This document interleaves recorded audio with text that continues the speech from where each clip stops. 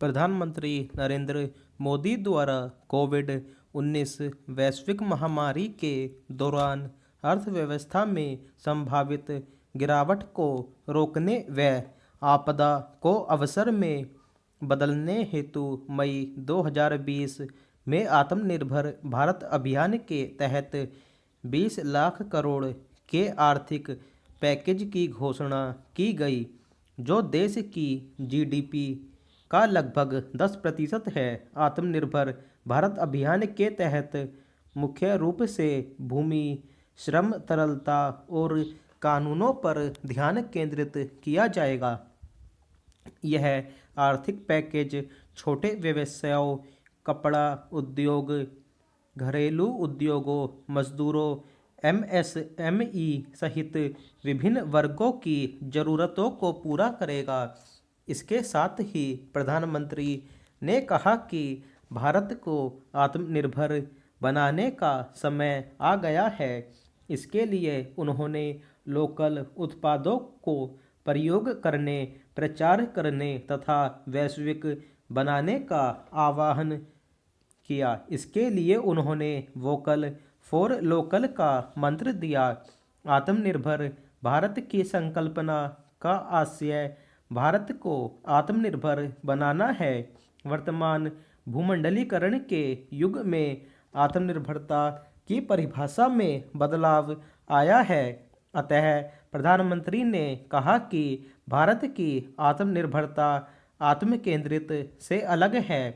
आत्मनिर्भर भारत के निर्माण में वैश्वीकरण का बहिष्कार नहीं किया जाएगा, बल्कि दुनिया के विकास में मदद की जाएगी।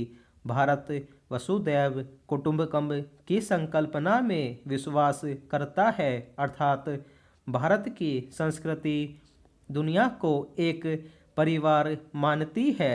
अतः भारत की प्रगति में विश्व की प्रगति समाहित रही है। इस अभियान का लक्ष्य देश में एक मजबूत आर्थिक परिवेश को निर्मित करना है, जिसमें सभी लोग प्रत्यक्ष रूप से लाभान्वित हो सकेंगे। यह मिशन 2 चरणों में पूरा किया जाएगा।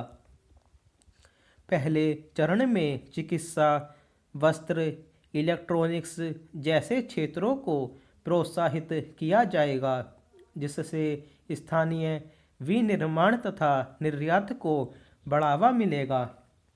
वहीं दूसरे चरण में रत्न, आभूषण, फार्मा, स्टील जैसे क्षेत्रों को प्रोत्साहित किया जाएगा। इससे पूर्ति के साथ निर्यात को बढ़ावा मिलेगा। आत्मनिर्भर भारत अभियान के 5 स्तंभ हैं। प्रधानमंत्री नरेंद्र मोदी द्वारा शुरू किए गए इस अभियान के तहत कुल 20 लाख करोड़ के आर्थिक प्रोत्साहन पैकेज की घोषणा की गई, जो देश के जीडीपी का 10% है। इस पैकेज का उद्देश्य अर्थव्यवस्था में सुधार लाना है। इस योजना में सभी प्रवासी मजदूर, छोटे और बड़े बिजनेसमैन तथा सभी प्रकार के व्यापारी शामिल हैं, जिन्हें आर्थिक सहायता दी जाएगी। इस योजना से फैक्ट्री से जुड़े 3.8 करोड़, टेक्सटाइल इंडस्ट्री से जुड़े 4.5 करोड़ तथा एमएसएमई से जुड़े 11 करोड़ लोगों को लाभ होगा। सरकार ने आत्मनिर्भर भारत के निर्माण की दिशा में उन 10 क्षेत्रों की पहचान की है, जिनमें घरेलू उत्पादन को बढ़ावा दिया जाएगा। इसके साथ ही सरकार ने इन 10 क्षेत्रों में आयात में कटौती का निर्णय लिया है। इन क्षेत्रों में शामिल हैं रत्न एवं आभूषण, टेक्सटाइल, फर्नीचर, पूंजीगत सामान तथा मशीनरी, मोबाइल एवं इलेक्ट्रॉनिक्स, फुटवियर, एयर कंडीशनर आदि।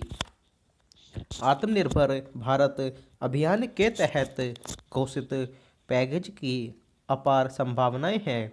इसके बावजूद इसके समक्ष कुछ चुनौतियां भी हैं, जिसे कुछ विशेषज्ञों ने उजागर किया है।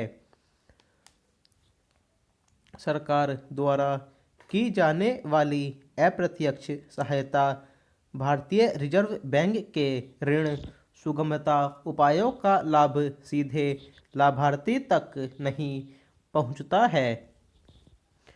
घोषित किया गया पैकेज वास्तविकता में घोषित मूल्य से बहुत कम माना जा रहा है, क्योंकि इसमें सरकार के राजकोषीय पैकेज के हिस्से के रूप में आरबीआई की पूर्व घोषणाएं शामिल हैं।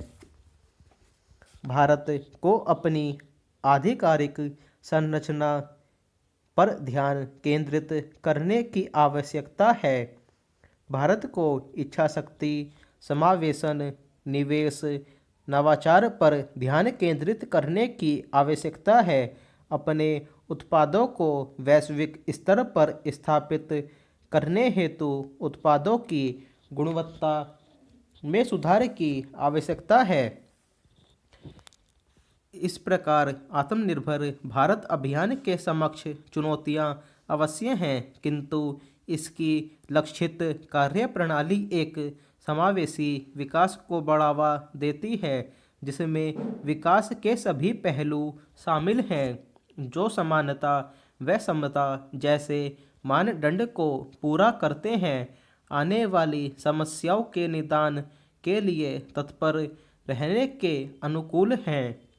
साथ ही इसमें नागरिकों के सशक्तिकरण जैसे पहलू भी शामिल हैं, जो बेहतर भारत के निर्माण की पूंजी हैं। अतः भारत को दृढ़ इच्छा शक्ति, समावेशन, नवाचार, निवेश पर कुशलतापूर्ण ध्यान देकर उन उद्यमों में निवेश पर अधिक ध्यान देना, जिससे भारत को वैश्विक ताकत के रूप में उभरने की अधिक संभावना है और वैश्विक पटल पर आत्मनिर्भर भारत विश्व के अन्य देशों का मार्गदर्शक बन सकेगा।